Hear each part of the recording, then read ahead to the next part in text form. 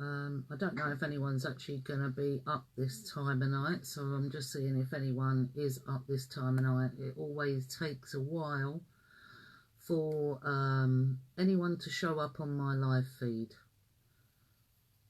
Sue. Hi Zach. Hi Lynn. Thank you for jumping on. If you can do me a favour. Hi Trina from the USA. Thank you. Nikki, Lisa, Jane. There's quite a few of you up this time of night. I'm glad it's not just me that's a late owl. Hi Amanda from Australia. Hi Martin. That's one thing I'm going to talk about tonight. If you can all do me a favour and start sharing this, I would be very grateful. I know Sally. I'm surprised Serena's not on. She's normally up late as well. Hi Donna. Hi Wacky. Mo. Right. I know Lorraine. That's what I'm going to talk about right this minute. The reason why I have decided to come on and speak about the BBC tonight. Now, we've all known for years that the BBC are fake news. I'm surprised they're actually still running. We all know what they've done with the paedophilia, amongst other things. So we all know that. I stopped paying the TV licence a long time ago, and I know thousands of others have. Now, the reason why I've decided to come on and give you a bit more, it's like fight fire with fire. The more they do, the more I do. Because, as I said a long time ago, enough is enough. I'm not backing down. I'm not going to stop. They can continue to keep trying to twist that knife in, you know, to discredit us, to discredit people, decent people that are out on the streets fighting for justice. Hi, everyone. Hi, John. Now, one of the reasons why I've come on tonight is if you had watched Newsnight tonight, the BBC, one of the things they said, hi Mario, one of the things they said was that 2 children died instantly and one of the children didn't. Now, can you imagine, right, that they told us all 3 children died instantly, and yet on BBC tonight they said that 2 died instantly and 1 died a little while after, which they said was Harry. Can you imagine how Harry's parents feel right now, considering they was told that he died instantly when we was all at that scene at that time? They're lying. They're lying. Right, I've got something to read to you on top of that. Oh, of course, you know, conspiracy theorist, you know, fantastic words made up to direct people from the truth and from the facts. And that's what people need to wake up to when someone says, oh, it's a conspiracy theory. They're just directing you from the truth. But what they don't bank on, they think that everyone is lazy and that they won't research. And that's the truth of the matter. Absolutely. Now, I'm going to read something to you. I've just told you about the fact that they told us all 3 children died instantly, and yet tonight on BBC they said that one of them didn't. But I'm going to read you something, so I'm going to give you a bit more info. Now, just to tell you, there was 2 manoeuvres. There was an overtake that this murderous individual did, and then he did the second manoeuvre, which was mounting the pavement on a slope and driving straight, murdering our children. What you heard from the BBC tonight, and what you've heard all along from the courts, from the appeal courts, is that he lost control of the car, he clipped the curb, he mounted the pavement, and he killed our boys. So I'm going to read you some things. I need 2 lots of glasses now. My glasses are for distance, and I think I need glasses for reading up close as well. So I've got it at a bit of distance, but I will show you. There was no physical evidence to indicate the Audi ran along the curb or lost control at this point. Now, they're talking about the first manoeuvre here. If Mr. Janus Chudasama, the murderer, lost control, I added the murderer bit in, by the way, there. If Janus Chudasama lost control of the vehicle due to the amount of steering inputted into the vehicle at 71 miles an hour in order to complete the overtake, then I would have expected to see the rear lights visible on the CCTV to have swayed from side to side. Furthermore, the vehicle may have smashed in either direction within the 60 metres distance of 71 miles an hour. It would have taken the Audi in the order of 2 seconds to travel this distance. Now, that's the first manoeuvre. So they are telling you on the first manoeuvre, he never ever lost control. There's no physical evidence that it ever run along the side of the curb. If he had have lost control on the first manoeuvre, he would have, the swaying of the lights, the back end of the car, you would have seen swaying of the lights, yeah? Anyone who knows about cars will understand this. The second manoeuvre after the overtake and coming through the bollard states this: the Audi continued onto the footpath. Contact marks started just after they've got K2 impact mark, followed a diagonally straight line into the boundary wall of the cemetery. The Audi continued forward with the rear side against the wall. The Audi therefore mounted the footpath in a straight ahead position, supporting the fact that Mr. Janus Chudasama did not lose control due to the overtake.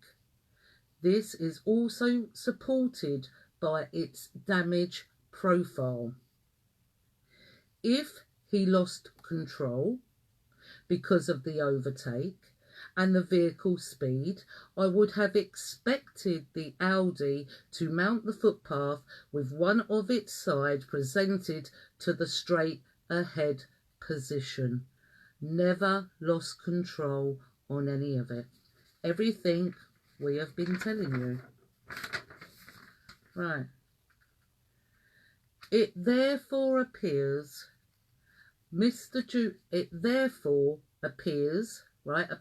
presumption, likely that Mr. Chudasama failed to steer for an unknown reason. For an unknown reason. For an unknown reason. For the BBC to come on tonight and for that, well, he never lost control, and it makes a big difference, James, when they're all stating that he lost control, clipped the curb and mounted the pavement and killed the boys. There's a lot more to this story than just that. But I wanted to read you that part of the evidence, and this is just so you can see, it is an interim report. It's an interim report by an expert. So I wanted you to know that. One other thing, I'm going to get to the solicitor in a minute, Steve. One other thing I'm going to tell you that we have evidence of. I've told you all along. I don't base anything on an assumption. I don't base anything on guesswork. I don't base anything on who a person is or where they come from or what they do. I base things on evidence. That's how I work. I base things on my own research. If someone tells me something, I will research. And I will research and research and research until I get to the truth. I will give you one more thing that we have evidence of, that you're not aware of, that the police told us that it was 6 weeks for toxicology reports with regards to the alcohol. We have the evidence that they got the report back 7 days later. And you know what it said? At the time his blood was taken, he was under the legal limit. Just like the cannabis that the solicitor seemed to mention tonight was under the legal limit. Under the legal limit. I haven't put that out there before, but I'm putting it out there now. So you can carry on, establishment, because you don't know what we have. We have a lot more than you'll ever know. And it's not all placed with me, it's placed everywhere. But for you to come on the BBC tonight with a solicitor, Julian Lee, who on his website, which I've checked him out tonight, who on his website glorifies the fact that he can get murderers off of charges. Look him up. Go and look at the cases he tells you about. It's almost glorifying that he can get murderers off of cases. It's unreal. You need to research that yourself. Research it yourself. Julian Lee, I have never met. None of the families have never met. We've never seen him in court. Never seen him in any of the court cases. I've never heard of him. I've never met him. Never seen him. We have certainly never, ever, ever been told that he's apologetic and that he didn't do it deliberately. And that he was drinking in the afternoon. Well, how was he drinking in the afternoon when this was late at night? Complete load of utter rubbish and more lies. More lies. They don't like families fighting back. They don't like people with the true British spirit like I have. I'm not just a mother just fighting for my son. I have that spirit. I was taught to have it. I respect people. I care about people. I care about the children next door. And I don't really know them, but I care about them. I would care if something happened to them. And that's what they don't like. They don't like people who care. So you carry on, BBC. You carry on, establishment, because each time you do it, I'll put something else out. And I might even put some of the stuff out that an ex-intelligence gave us. How about that one, establishment? Because you don't know what you're messing with when you've come across us families, who we are, what we know. Let me tell you something. This is for the establishment. I have 50 certificates behind me. You don't know what I'm trained in. You don't know nothing about me. You might think you do, but you don't. You don't know the strength I have and the will I have. And every time you do something, I will get a breeze block and I will put that breeze block on top of another breeze block and I will stand even higher and come back even harder. Just like at the weekend when you did what you did on our peaceful Yellow Vest protest. We've been peaceful every week. One of the gentlemen that you arrested ran into the crowd when you was assaulting the women. He ran into that crowd with his hands up saying no violence, no violence, and you took him down and you arrested him. There's enough video evidence to bring you down, Gestapo police, in your blue overalls. Complete setup. BBC are going down. Now, just to say something, they arrested the woman they arrested on Saturday. When they took her to the police station, they was calling her Tracy. And they said to her that they was told that she was Tracy, indicating that they thought it was me and that they had me. Now, to me, that's a psychological tactic that when that lady who was taken down to the floor and assaulted, that when she come out, obviously because she will know who I am because she's on the same demonstration as me, obviously told me that they said to her that they thought she was Tracy. Psychological, what, to then make me fear? to make me fear. Oh my God, you know, they thought it was me. Doesn't work with me. Doesn't work. I know all about psychology. And I'm going to play you all something now. This is the call. This is the call that I got during the week, last week, before this Saturday's protest. This is the call I got, and this is how effective we are being, because we're costing TFL money, and Sadiq Khan is head of TFL. This is the call I got. Was planned. Yeah. We don't really, not everyone, but most groups who come out protest, we do sometimes have some sort of contact, but we've absolutely, we've had only a little bit with yourselves, haven't we? Can you hear this? Can you hear this? So, who's put you on to me, though? No one. I suggested it. I know the Yellow Vests don't have, should we say, a leader, as said, is that right? That's right. No, obviously, no leaders. You are obviously involved with them quite a lot. I'm a Yellow Vest, yeah. Yeah, so, and if something that has been mentioned, why don't we have any sort of contact with them? And I said, well, look, I can reach out to Tracy, see if she's willing to talk to me. She might not, well within your right, because we have spoken before, haven't we? You know, at the end of the day, no offence to you, James, because I know who you are, and I've probably spoken more to you out there than anyone else. Yeah. But I don't give consent to anything, firstly. Secondly, logically, why would I want to work with any police constable or any police inspector when they assisted in covering up the murders of our children?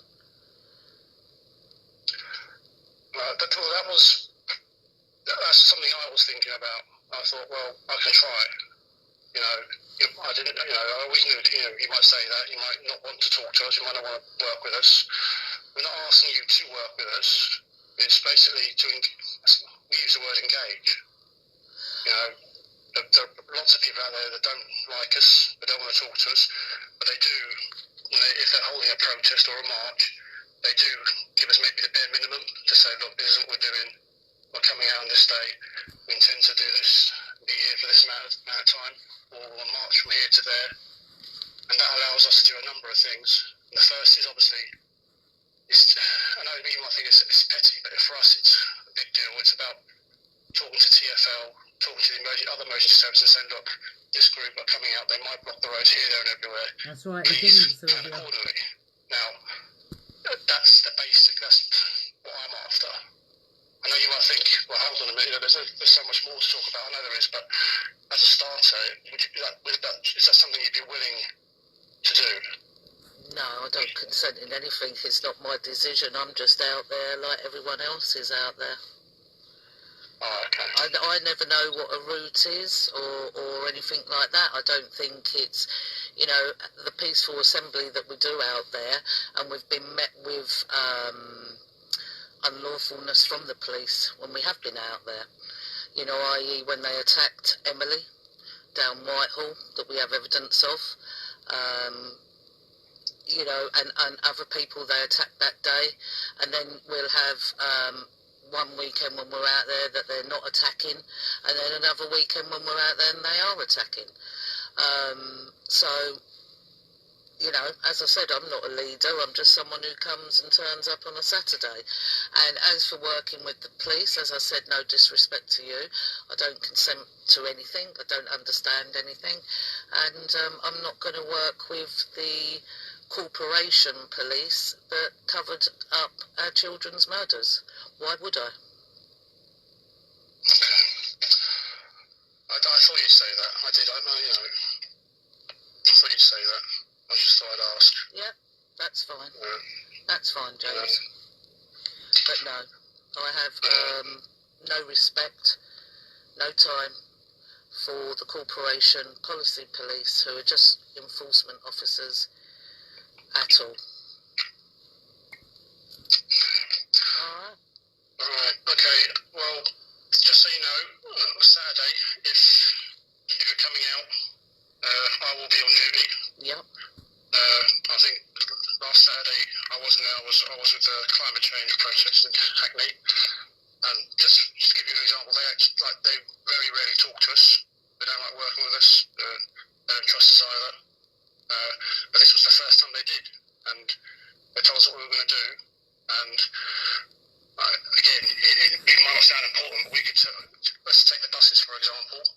we can say to the TfL, look, this road's going to be closed. TfL. Because I know it sounds quite suspicious, but we could tell the buses, right, avoid this road, and that helps the elderly. I know you're thinking, I'm trying to make it sound worse. I'm not. But, there are a lot of elderly people who rely on those buses, and we can say, because they engage with us, we can say to TfL, look, well, you need to divert your buses, and you need to let your customers know so they can plan their routes accordingly. We can also say to the fire brigade and the London Ambulance Service, don't come down this road because the climate change protest is going to block it for 2 hours. And that's the little bit I'm after from you. If you know where you're going to be, I know you don't block ambulances, I know you don't block, I know despite what the media say, okay, I know you don't do that. But is that a little tidbit you're willing to give me to say, okay, look, we might be here for a certain amount of time, and we can say to the ambulances, on the fire brigade, the buses, okay, divert accordingly. I know you want to get your message across, I know you do, and to do that, that's why you block roads, to get your message across and draw attention to it. That's what everyone does it. That's why the climate change we're doing it last Saturday. Google it, Extinction Rebellion, the call rolls there. We don't try to stop it, but if you are willing to let us know, okay, I know you don't want to work with us, but if you're willing to let us know those small little things to start, and we can put those things in place. Does that make sense? It's purely about emergency services and buses. Okay, I know it sounds silly, but we're talking about buses, but that's a good way to start if you're willing to. Not anything else, Firstly, I don't understand, and secondly, I'm sure the elderly also would like the country to safeguard them and make sure that with the pittance they're living on, that they don't have to choose to whether to heat their home or eat. That's what goes on with the elderly. How many people die from hypothermia, and you're talking to me about a bus? I don't consent. I don't understand, James. And I never know where we are when I'm out there, so I can't help. I know, but... And I'm sure those climate change people that did work alongside you haven't had their children murdered, covered up by the police. I wouldn't say they walked alongside us, but they gave us a little bit of information. I can't give you any because I don't know any. But Tracy, you upload videos saying you weren't happy on Saturday because people weren't sticking to the route. And no, that was a live feed, and I think it's important. No one knows anything. And so is it you watching my live feeds, or who's watching my live feeds? I saw the one, you do a live feed and then you upload it afterwards and it's the recorded version. Is that right? Am I thinking? No, they're just live feeds. So it's instant.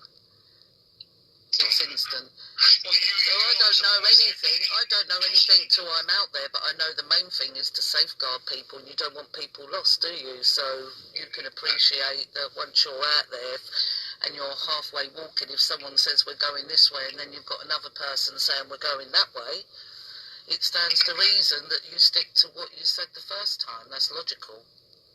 Yeah, okay. Okay. Well, I think I'm pretty sure I told you, when I met you, I've seen your videos. I don't hide the fact that I've seen your videos. So who pays you to do that, though? So, shouldn't you be out there catching criminals? I met you, and you were in my thoughts at the end of January there. Whether you believe about that or not is entirely up to you. Yeah, but now you're watching my videos and picking up stuff from my videos. Shouldn't you be out there catching criminals? Well, it's my job it's part of my job. What, to snoop online? It's not illegal, Valerie. Well, it is. It's still snoop because you're looking at it to try and get something from it. You're not looking at it because you're interested in what we're doing and that you understand. Do you understand what we're doing? Yeah, you've put your message out there, haven't you? What's our message? All those different topics you stand up for. Right, and we're standing up for everyone. We stand up for everyone, including yourself, your family members, your children, their children. The police should be ringing us and offering to take their hats off and standing with us. Not trying to get info. because you're worried about a bus. You're worried about TFL.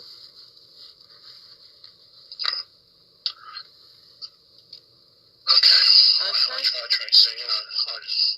I genuinely want to talk to you, you know. I know, but it's not my fault if I don't understand or Okay. consent. Alright. Okay. Well, I'll be there Saturday. Thank you. And I'll work with you if you want me to, you know, and help if I can. Okay? That's entirely up to you. Yeah, well, I can't make any decisions or anything. We'll just Okay, go out, walk about. but, you know, Alright? Okay. okay, alright, you take care, Tracy, and I'll see you Saturday, alright? Alright, thank you. Okay. That's one of the many things I have. And there's loads of copies everywhere, establishment, okay? Just so you know, I'm not the only one with the copy. We have loads of things everywhere. You know, you've met your match, establishment. The only difference between me and you lot is that I care about people and you don't. And you don't, because you're all actually evil. You're all actually sick. That you think that you can treat children, any children, the way you treated ours, mine, my son, George and Harry. Those three wonderful boys with fantastic morals that cared about people, put the whole lot of you to shame. And you think that you can treat people and that people won't fight back and say, we're not having it. You think what you done on Saturday, the battering you did to those poor, peaceful people, you think that's okay?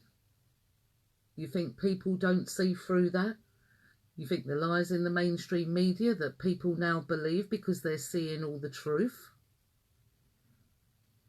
Well, I will continue showing them more. So you keep discrediting us. There is no far-right group using the death, the murders of our children, other than the families out on the streets speaking about it. And what you don't like about us and what you don't like about me and what you don't like about the Yellow Vests is that when we're out on the streets and we're in London and we're walking along, we're engaging with the people that are walking along too, and we're letting them know what is going on in this country in the hope we can make up a few more.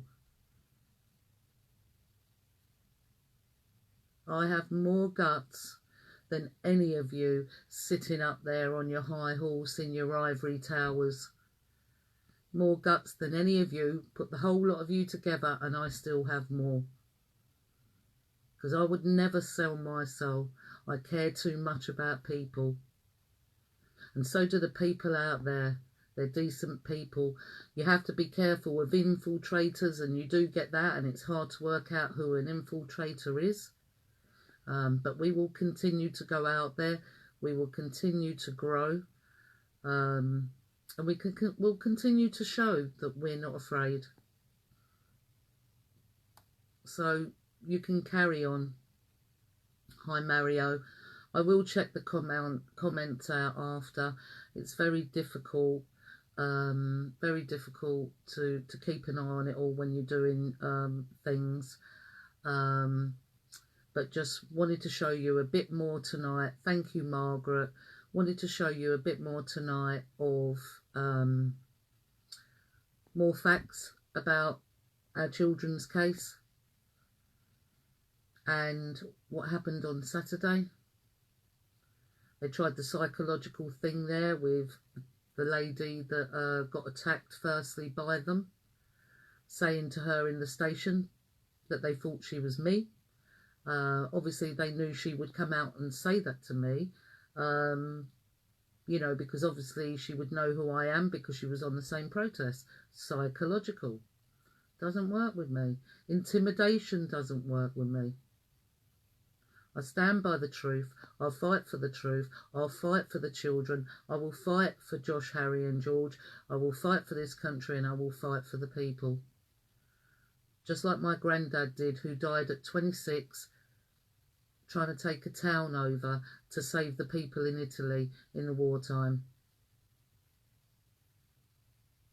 just like we was born to do. We was born to win. We're not afraid. We're not afraid. So anyway, everyone, thank you so much for jumping on. I just wanted for you to all hear a bit more. I didn't think I was going to end up coming on, but after they said about Harry still being alive, when we was all told that they'd all died instantly, disgraceful, disgraceful. So have a bit more of your own medicine. I'll see you all soon. Thank you, everyone.